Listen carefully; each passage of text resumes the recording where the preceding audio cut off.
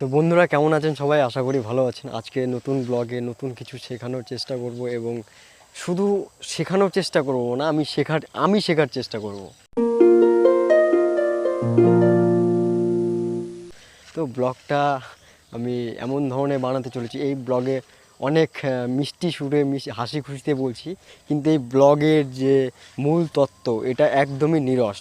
ঠিক আছে, এই নিরসতা মধ্যে দিয়েই আমাদের নানা রকম সাফল্যর মিষ্টি হাসি, সুখে থাকার স্বাচ্ছন্দ্য বোধ সমস্ত কিছুই আমরা পেতে পারি এই আজকের নিরস ব্লগে। প্রথমেই আমরা আসি যে জীবনের মূল উদ্দেশ্য। জীবনের মূল উদ্দেশ্য ঠিক আছে, ইটস ওকে।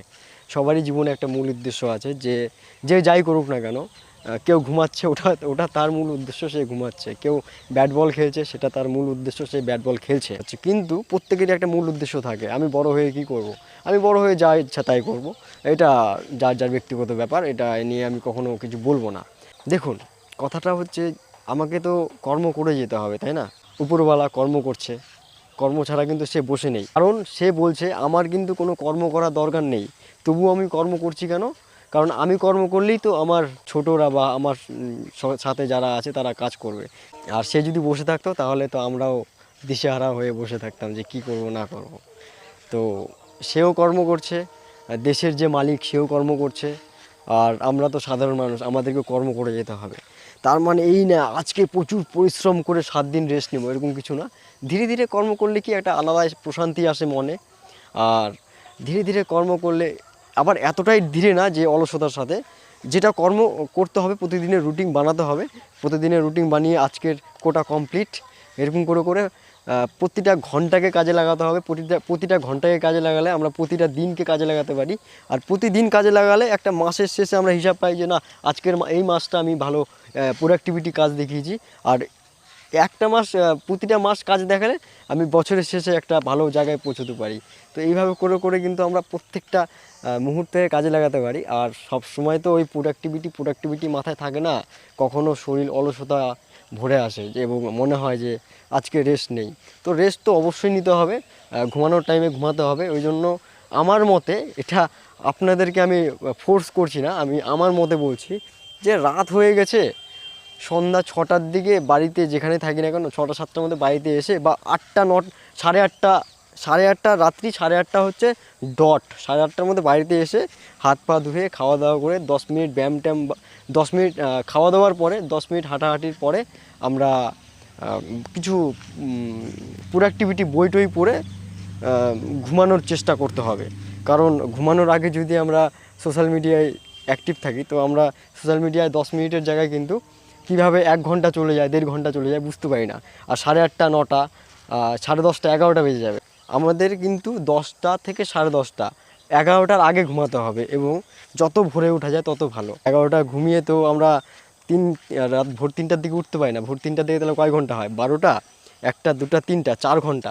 4 ঘন্টা কিন্তু এনাফ না, আমাদের মিনিমাম 6 ঘন্টা ঘুমালে যথেষ্ট। 6 ঘন্টার বেশি ঘুমালেও, 8 ঘন্টার বেশি ঘুমানো উচিত না। 8 ঘন্টা ঘুমালে তো তুমি মহারাজা, ঠিক আছে? কিন্তু 8 ঘন্টা ঘুমালে সবাই পারে না, মাথায় অনেক টেনশন থাকে, ওই জন্য কেউ তাড়াহুড়ো করে কাজে যায়। কিন্তু 8 ঘন্টা যদি কেউ ঘুমিয়ে তার দিনটা শুরু করতে চায়, তার কিন্তু গোটা দিন একটা চার্জেবল থাকে, ফুল চার্জ, ফলে না ব্যাটারি ফুল চার্জ।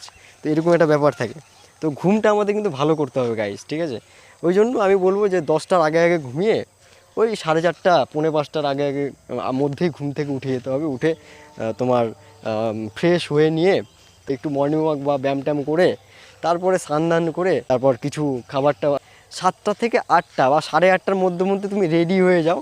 তুমি স্টুডেন্ট হলে পড়তে শুরু করে দাও, বা টিউশন চলে যাও, বা স্কুলে যাওয়ার পরিক্রমা করো, বা বিজনেসম্যান হলে আপনি করুন, তাড়াতাড়ি কী করতে হবে, তাড়াতাড়ি দোকান খুলতে হবে, দোকান সাজাতে হবে 8টা 8:30টার মধ্যে মধ্যে, হ্যাঁ। কারণ অনেকেই আছে যারা 8:30 পার হয়ে গেছে, 9টা পার হয়ে গেছে, তবুও দোকান খুলে না। দোকান খুলছে বাবুর মতন একদম 9:30। একদম ওটা ঠিক আছে, ইটস ওকে, ওটা যার যার ব্যক্তিগত ব্যাপার, আমি কিছু বলতে পারি না।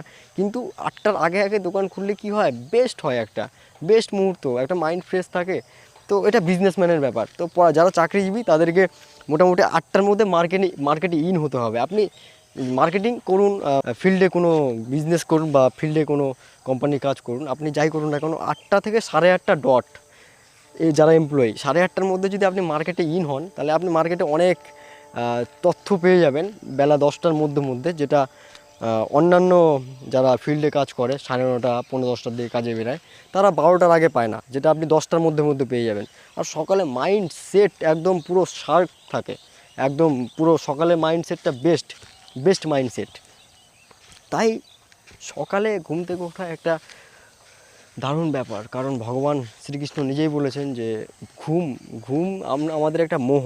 এই মোহ ত্যাগ করা অসম্ভব না, কিন্তু আমরা চাইলেই করতে পারি। তো এই মোহটাকে ত্যাগ করতে হবে, সকালবেলা ঘুম থেকে উঠতে হবে। আর এখন তো ঠান্ডার দিন, লেপ ছেড়ে ঘুম থেকে উঠতে ইচ্ছা করবে না।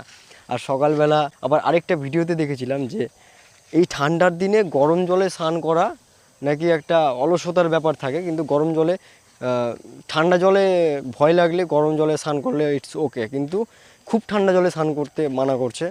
হ্যাঁ, মানে মোটামুটি ঠান্ডা জলে স্নান করলে নাকি মাথার ঠিক থাকে, মানে একদম কাজে এনার্জি লাগে। তো আমি এই জিনিসটা এক্সপেরিমেন্ট করেছি। আমি আপনাদের বলবো না যে আপনারা ঠান্ডা জলে স্নান করুন এই শীতের দিনে গরম জলেই স্নান করুন আপনারা। আমি ঠান্ডা জলে করি, তো আমার মতো তো আর সবাই ঠান্ডা জলে করবে কি করবে না তারা আপনাদের ব্যক্তিগত ব্যাপার। তো প্রতিদিন এনার্জেটিক থাকার জন্য, একটু চনমনে হওয়ার জন্য ঠান্ডা জলে স্নান করতে আমার ভালো লাগে। আবার হতে পারে বেশি ঠান্ডা পড়লে আমিও গরম জল করছি, এটা যার ব্যক্তিগত ব্যাপার। এই নিয়ে আমি কখনো বলবো না যে আপনি কি করবেন না করবেন। তো আজকের মতো ব্লগটা এখানেই। আর ব্লগের যে মূল বক্তব্য সেটাই তো বলা হলো না, সেটা হলো ছুটি।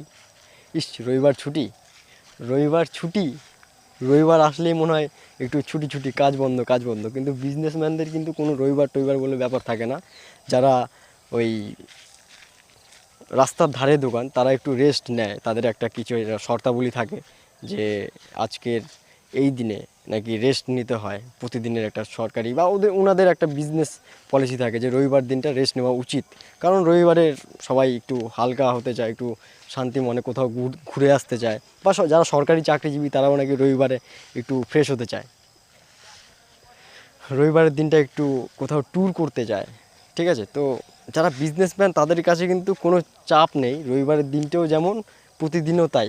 ঠিক আছে, তো তাদের কাছে প্রেশার কম, সেই জন্য প্রতিদিনই তারা একটা শান্তি পায়। এই শান্তি কিন্তু বিজনেসম্যানদের জন্য ঠিক আছে যে রবিবারও ছুটি হওয়ার দরকার নাই, কিন্তু এমপ্লয়ীদের যারা কোম্পানি এমপ্লয়ি তাদের কিন্তু ছুটি হওয়া দরকার আছে। কিন্তু এমনও তো না যে রবিবারে কোনো বিজনেস বন্ধ থাকে, আর বিজনেসের উপরেই তো নির্ভর করে কোনো কোম্পানির কাজ।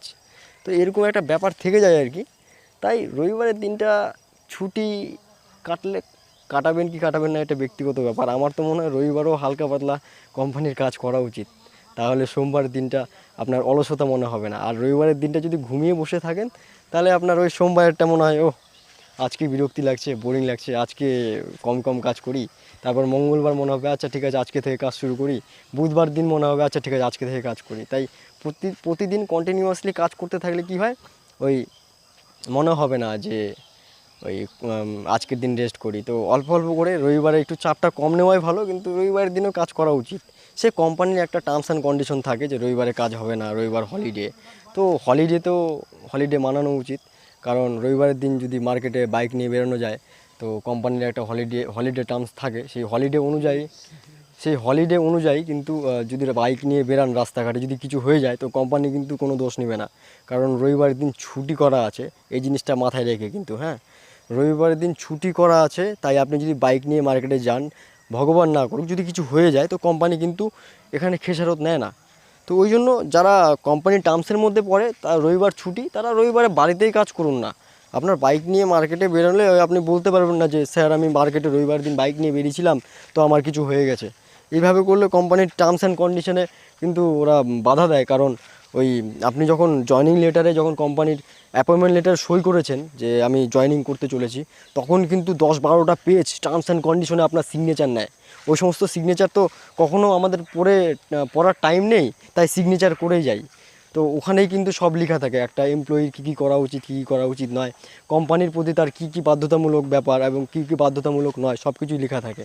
তো এই জিনিসটা অনেক ব্যাপার আছে, সব কিছুই শেখার আছে, আমারও অনেক কিছু শেখার আছে। যদি আমি কোনো কিছু ভুল বলে থাকি আপনারা ক্ষমা করবেন, কমেন্টে জানাবেন, এবং সেই কমেন্টের মাধ্যমে আমি কিন্তু জানার চেষ্টা করবো যে কোনটা ভুল করেছি, কারণ ভুল তো মানুষ মাত্রই হয়, তাই না? তাহলে আজকের মতো ব্লগটা আমি এখানেই শেষ করছি, দেখা হচ্ছে নতুন কোনো ব্লগে। নমস্কার।